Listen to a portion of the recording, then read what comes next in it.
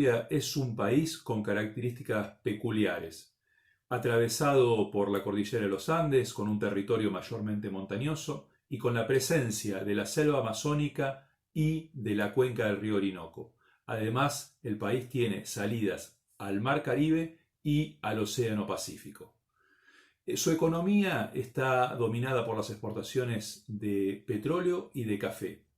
Para el día 17 de mayo, ese país del norte de Sudamérica presentaba unos 14.939 casos confirmados, con unos 562 fallecidos y unos 3.587 recuperados.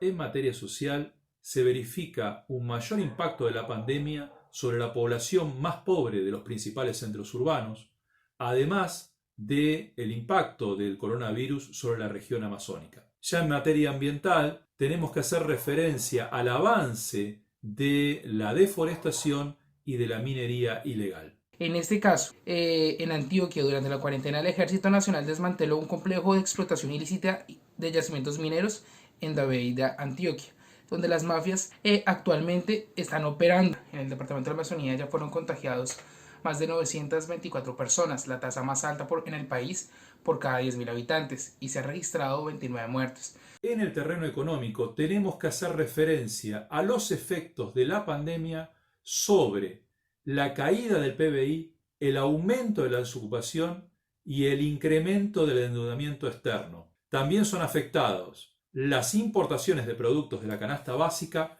como las exportaciones de petróleo y de café. El impacto económico severo en las finanzas del país a causa del COVID-19 y la caída internacional del precio del petróleo han representado un gran golpe para la estabilidad económica del país.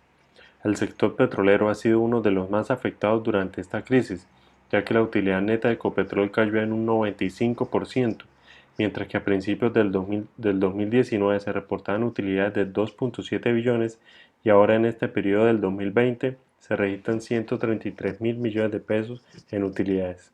Es importante resaltar que este sector representa un 9.3% en los ingresos del gobierno. El impacto económico ha llegado a tal magnitud que el Ministerio de Hacienda, al igual que Fedesarrollo, confirmaron que este año el PIB caerá aproximadamente en un 5%. Eso quiere decir la peor contracción en la historia del país, superando la crisis del 99, que hasta hoy se consideraba como la peor crisis. Si verdaderamente el PIB caería al 5%, el desempleo se dispararía este año al 18.2%, y eso se traduce a que 2 millones de personas queden sin empleo cuando hoy está por encima del 12%. Una de las estrategias del gobierno ha sido recurrir a préstamos de los organismos internacionales, como lo hizo con el Banco Mundial, que desembolsó el pasado mes de marzo un monto de 250 millones de dólares con un plazo de 10 años para pagar este recurso. El gobierno colombiano, a través del Banco de la República, acude al Fondo Monetario Internacional y pide un crédito de 11.000 millones de dólares para combatir el coronavirus. Y lo sumamos a otro crédito por una cantidad de 3.000 millones de dólares a las bancas multilaterales, Banco Mundial, Banco Interamericano de Desarrollo y el Banco de Desarrollo de América Latina. La violencia en sus diferentes manifestaciones está presente desde hace años en la sociedad colombiana. Así, asesinatos, secuestros, extorsiones y desaparición de personas se presentan en proporciones realmente abrumadoras. El Estado colombiano se caracteriza por sus dificultades para construir consensos, su incapacidad para hacer frente a los conflictos sociales en condiciones de legalidad y la falta de control sobre su propio territorio.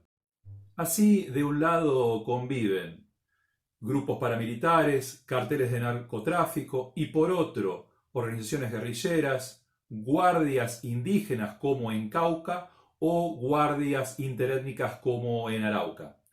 La violencia estatal y paraestatal implica violación de derechos humanos y vulnerabilidad de los derechos de asociación sindical, asociación política, libertad de expresión y libertad de cátedra.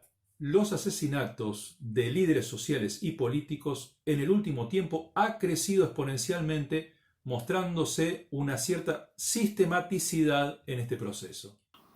Con relación a la muerte de líderes sociales en Colombia, En los últimos 4 años han sido asesinados más de 700 líderes y lideresas sociales y defensores de derechos humanos. Con ellos, 130 exintegrantes de las extintas guerrillas de las FARC. En lo que va del 2020, han sido asesinados más de 100 líderes y 24 exintegrantes de las FARC. Los departamentos con más casos registrados de líderes sociales son Cauca, Valle del Cauca, Nariño y Antioquia en el Urabá. El último de ellos fue Jorge Enrique Oramas, asesinado el 16 de mayo en el departamento del Valle del Cauca, líder ambiental que se oponía a la minería en las reservas naturales del Pacífico. Los líderes asesinados eran reclamantes de tierra y reparación de víctimas del conflicto armado, líderes que buscaban una oportunidad política, que se oponían a las economías ilegales como el narcotráfico, y líderes ambientales que luchaban contra la expansión de la minería ilegal en los territorios. Entre los principales temas de política interna emergen aquellos que ponen de relieve la cuestión del liderazgo frente a la crisis del coronavirus, sobre todo en las tensiones entre el presidente Iván Duque y la alcaldía de Bogotá. Y además se agrega la cuestión del intento de salvataje de la empresa Avianca. Hay 3 aspectos a rescatar. El primero son las disputas del gobierno nacional frente a las gobernaciones y las alcaldías. Principalmente se ha destacado el liderazgo de la alcaldesa de Bogotá, Claudia López. En segundo lugar, encontramos el respaldo que el gobierno Duque le ha dado a los grandes capitales, en especial a empresas como Avianca y a sectores como el bancario. El tercero, se destaca los casos de corrupción en el presupuesto que va dirigido a combatir los efectos socioeconómicos de la pandemia en los sectores más vulnerables de la población. En este momento, la Contraloría tiene en la mira varios contratos por sobrecostos en los kits de aseo y mercados. El alineamiento del gobierno del presidente Iván Duque con los Estados Unidos ha llevado a profundizar la actitud hostil del gobierno colombiano hacia Cuba, un país que fue sede de las negociaciones entre las Fuerzas Armadas Revolucionarias de Colombia, la FARC, y el Estado colombiano entre 2012 y 2016. Así, el alto comisionado para la paz, Miguel Ceballos, calificó la incorporación de Cuba y de Venezuela como países colaboradores con el terrorismo como un espaldarazo para el gobierno colombiano. Las contradicciones entre el gobierno de Cuba y el gobierno de Iván Duque se profundizaron luego de la negativa del gobierno cubano de hacer lugar al pedido de extradición de los negociadores de paz del Ejército de Liberación Nacional, el ELN, que se encontraban en La Habana. Las negociaciones de paz entre el Ejército de Liberación Nacional y el gobierno colombiano se interrumpieron luego de que en enero de 2019 un atentado con bombas costara la vida de 22 cadetes de la Escuela de Policía General Santander en Bogotá.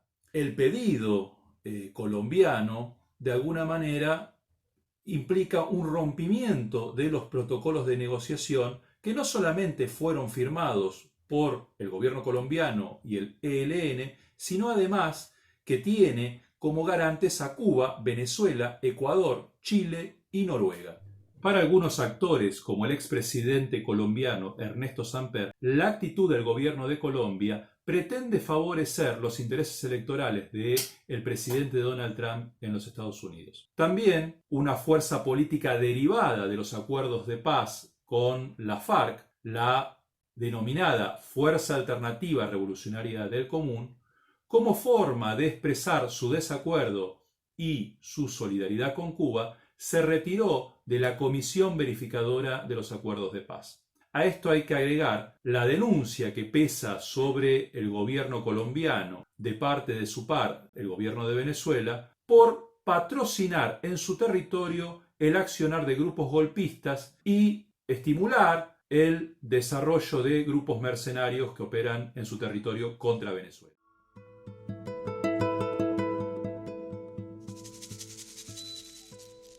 Nubes que reflejan el dolor que ha inundado mi raíz.